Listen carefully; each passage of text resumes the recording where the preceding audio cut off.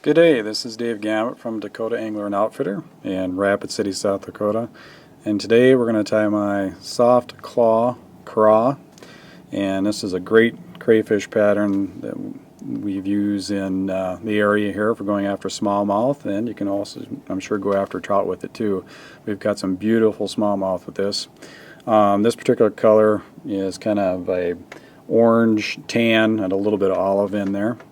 And we'll go ahead and get started. This pattern here has kind of a jig style hook with that, and the hook that we're going to use is the 4660. We're using a 1/0 hook, but you can do a 2/0 hook here also. And we'll get this guy taken out of here and we'll put the hook in. I've got one kind of pre-started. And what we have on the end here is a tungsten bead countersunk. This happens to be 7/32 bead. And they're pretty heavy beads. It's just a little bit of lead wrapped on there. And the thread that we're using is a 140 burnt orange. Okay.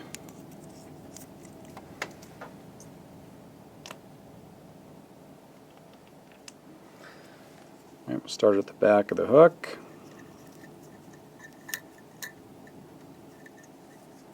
Trick up on that just a little bit.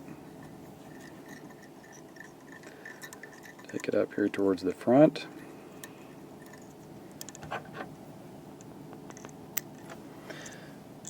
And the antenna that we're starting on this in the front part of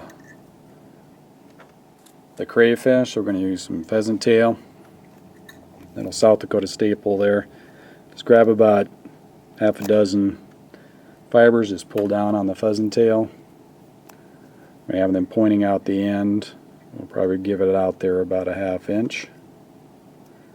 Tie that in.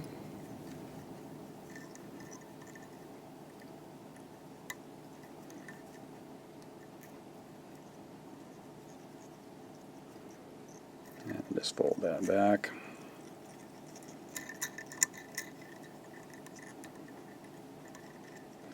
Okay, and the next item we're going to put on there, we'll put some rubber legs in there. We're using silly legs. This happens to be an olive orange pattern. Now you can do these in multiple of colors. This one happens to have an olive mid part and orange tips. And basically going to take your thread to the front part of the hook. Just let that hang about midpoint. Drape it right over the thread. Capture it in the center, come right up on top, and then wind it back. Just like that.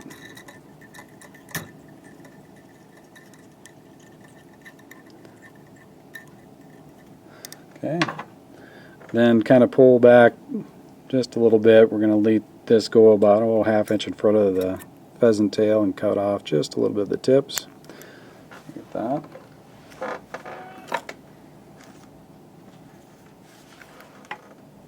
Okay, for the next part, we're going to use some orange or root beer. You could even use olive crystal flash. Kind of give it a little sparkle. Take that thread to the back.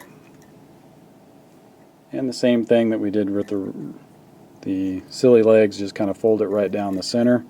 Come right up on top. Wind it all the way back. And that is good as secure in there. This time I just come about the same, just a little bit farther than the pheasant tail, and cut that off. Okay, so we got the front part of this crayfish going here, and now we're going to put the claws on. And the claws we have here is hairline rabbit strips there. And the color that we're using right here is a tiger barred rabbit strip, black, orange over tan. Real cool color. We're going to tie them on this side, and then this side of the hook. First thing, I want to make sure that the hair is pointing back. Just grab the tip of it. We're going to tie it on this side of it first. We're going to go right about the middle of the hook shank to start this. We're going to build up this part of the hook too at the same time. There we go.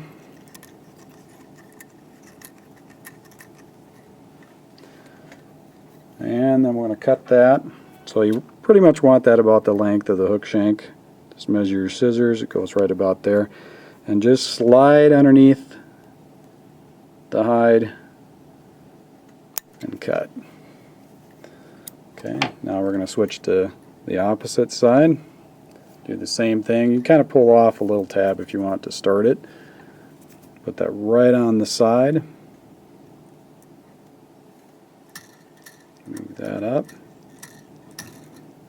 So this is looking from the bottom of the hook. We got one on this side and one on this side.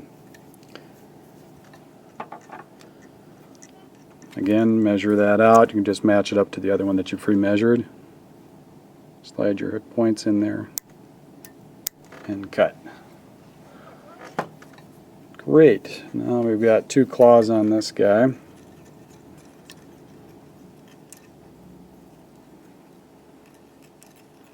And the next part of this goes fairly quick. We're going to use Met's Easy Bug. This is orange. It makes for a pretty fast tie here to finish up the bug. Just kind of pull a little bit of material off of here. I'm going to turn this fly upside down. Take my thread up. Just going to capture it again at midpoint. Wrap this forward. Take the thread back. Then we're going to palmer this forward here. Make a wrap. Pull the material back, make another wrap. Pull the material back, another wrap. And just work your way forward until you get just behind the bead. Come in between here with your thread. Going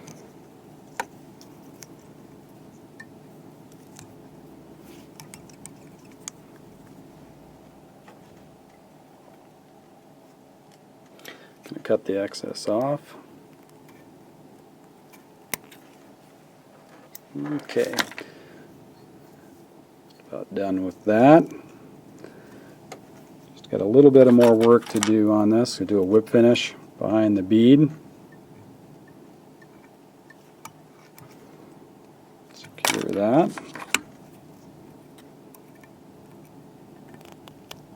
Now to give this the proportions of the crayfish.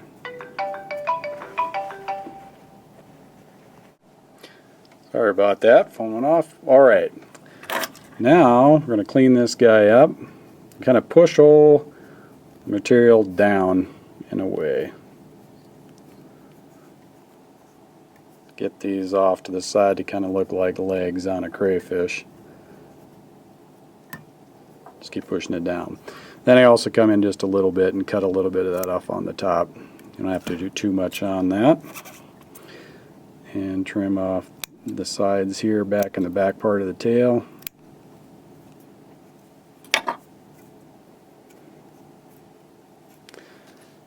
There we have soft claw craw. Real good pattern. Even cut fish in Wisconsin on the Flambeau. Really did a great job. Now what we're going to do is we're going to add a little step to this. You can leave that. That basically fly is done. If you want to make it a little bit more particular and add some legs off to the side and a little shell back, we're going to go to one more step here. And we're going to change this out. We're going to go back to the part of the crayfish just after we tied the claws in. So we're going to do it just a little bit different. Here we got the same situation, rubber legs and our claws up on front. So the next step we're going to do is we'll tie in, or get our thread back in here, bring our thread back up towards the front. And we're going to put in a little bit of feather here for some legs. Got some strung hackle here. We're going to get some olive color here. Get a little olive in this.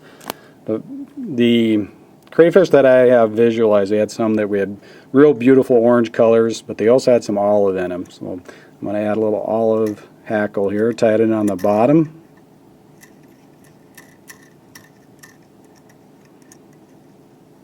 Let that hang out.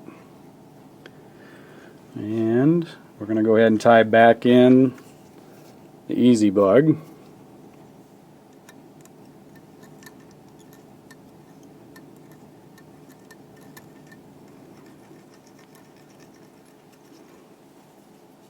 Go ahead and palmer that forward.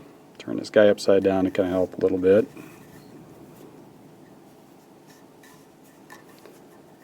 Pull it back. Pull it back. Okay. Once we get to the midsection there, I'm going to, about the middle of the hook, I'm going to bring my thread forward and tie that off. Okay, now grab the hackle. Wind that forward. Just palmer that right in the midsection there. Grab a hold of that, tie that off.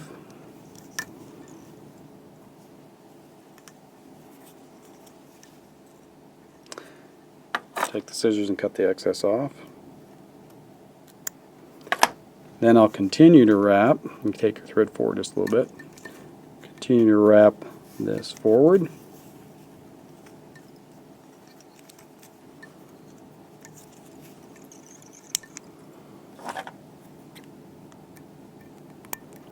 You don't really have to do this step, this kind of makes us dress it up a little bit. Either one of these work really, really well. Now what I'm going to do is we're going to take our thread. First I'm going to mash all these hackles down to get the legs going. Just kind of work your fingers inside here. Don't get hooked into that hook. I've hooked that a couple of times. Just going to push all these hackles underneath.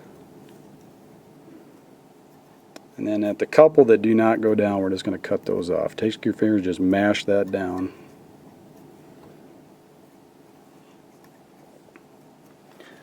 Okay, then I'm going to take the scissors, and for those that don't want to work their way down, I'm going to cut the top off, just the top part.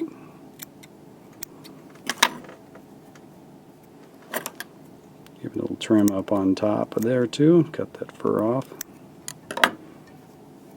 Got these legs sticking off to the side. Okay, now we use the fish reaper tails. We're going to use a piece of that. These are generally used for other bass bugs that got a real dingo tail. It's actually a piece of chamois dyed, and we're going to glue that right up on top and also tie it in on the back part so we get a shell on the back. So before I glue it, I'm going to advance my thread back up to the middle, right over the top of that easy bug, and you'll see why here in just a minute.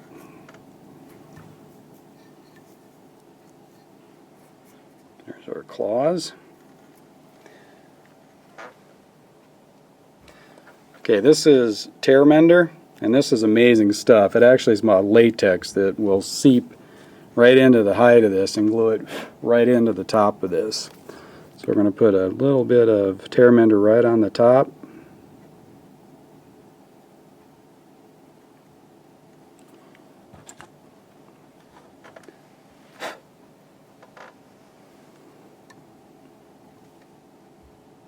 Lay that right up there.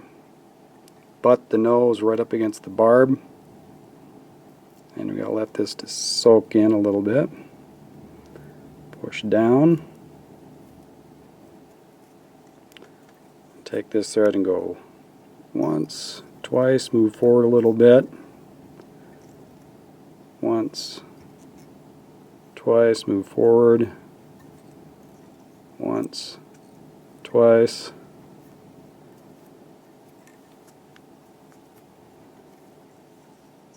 And right behind the bead there, then we're going to cut the rest off. And you get them segmentations like the crayfish.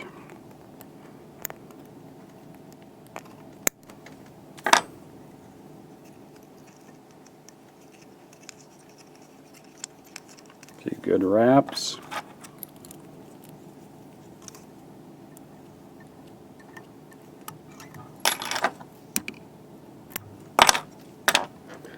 You can tease that just a little bit.